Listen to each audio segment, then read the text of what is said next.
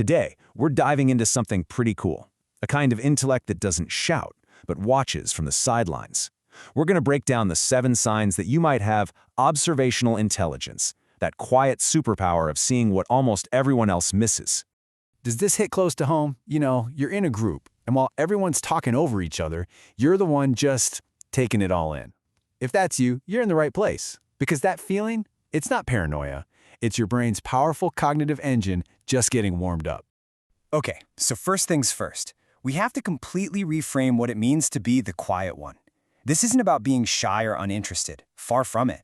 It's about actively processing the world on a much, much deeper level. So let's just chew on this question for a second.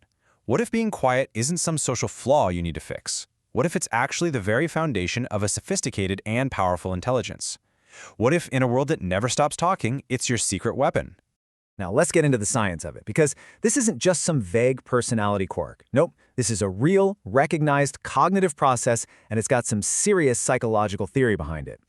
So, what is observational intelligence? Well, it's not just looking at things. It's this active, rigorous mental process. It has its roots in Albert Bandura's famous social learning theory, and it's all about taking what you see, blending it with what you already know, and spotting the hidden patterns and meanings that fly right over most people's heads. It is a true power skill. And according to the theory, it all happens in 4 key stages. First, you've got to pay attention, real, focused attention. Then you have to retain that information, locking it into your memory.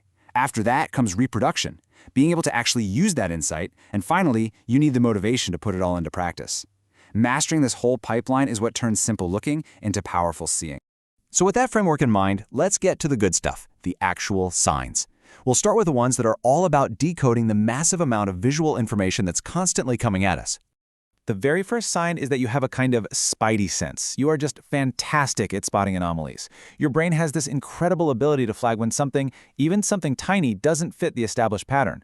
It's that gut feeling that something's off, even if you can't put your finger on exactly why just yet.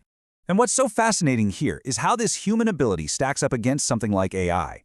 See, an algorithm is great at finding an outlier in a massive data set, but your observational intelligence is uniquely brilliant at noticing what isn't there. It's what doctors call the pertinent negative. You notice the person who isn't laughing at the joke, or the key topic that wasn't mentioned in the meeting, and that's usually where the real story is hiding. This leads us right into the second sign. You are a master at reading the negative space. Think about it like a painting. It's not just the object, but the space around it that gives it shape and meaning. You do this with life. You read the physical distance between people to understand their real relationship. You listen to the silences to hear what's really being avoided. You feel the rhythm and timing between texts or calls to sense a shift in a dynamic. All right, sign number 3 is that you are fluent in the language of the silent orchestra, body language. Experts say that something like 65% of all our communication is nonverbal.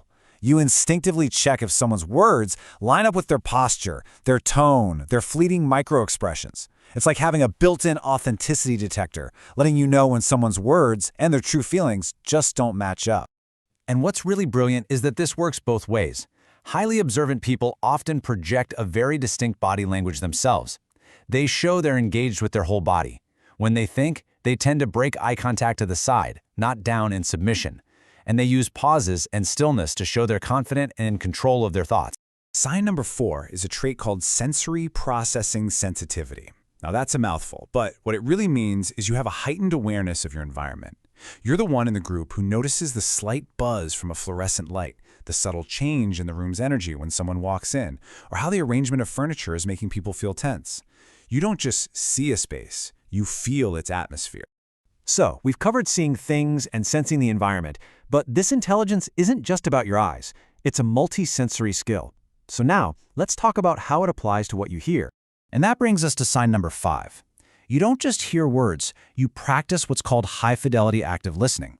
This means you're processing the subtext, the emotion, and the true intent behind what's being said. And this is huge. Research has actually shown that when someone feels truly deeply listened to, it literally lights up the reward centers in their brain. It's an absolute power skill for creating real connection. And you do this naturally. You're fully present in the conversation, not just waiting for your turn to talk. You don't rush to judgment. You reflect back what you hear, and you ask those thoughtful, open-ended questions. You know you have this skill if you're the person who remembers the tiny details from conversations weeks ago, their dog's name, their favorite kind of coffee. You remember it because you were actually listening. Okay, for our last couple of signs, we're going to turn inward. Because this isn't just about what you perceive in the outside world, it's about the disciplined mental frameworks you use to make sense of it all. Sign number 6 is that you probably use some kind of systematic framework, even if you don't call it that. The source points to one the FBI uses, called the 4 A's: assess, analyze, articulate, and act. Think of it as a mental checklist that keeps you honest. It forces you to look at the objective facts first, figure out what's important and what's missing before you ever jump to a conclusion or take action. It's how you avoid those common mental traps. And that brings us to our final sign. Number 7, you practice strategic patience. You have what you could call a guardian mindset. You instinctively understand that there is immense power in just waiting and watching. Instead of reacting on impulse, you let the scene play out, gathering more and more data. That little bit of emotional distance lets you see the entire chessboard, not just the next most obvious move. And the best part is, this isn't some magical gift you're just born with. It's a skill, and it's built through habits. The most effective observers immerse themselves in their field. They actively hunt for connections. They keep journals to track what they see. And, this is crucial, they take strategic breaks from all the noise to allow for deeper thinking. So, take a moment and think about it. That spidey sense for things that are off, reading the negative space, the patient guardian mindset.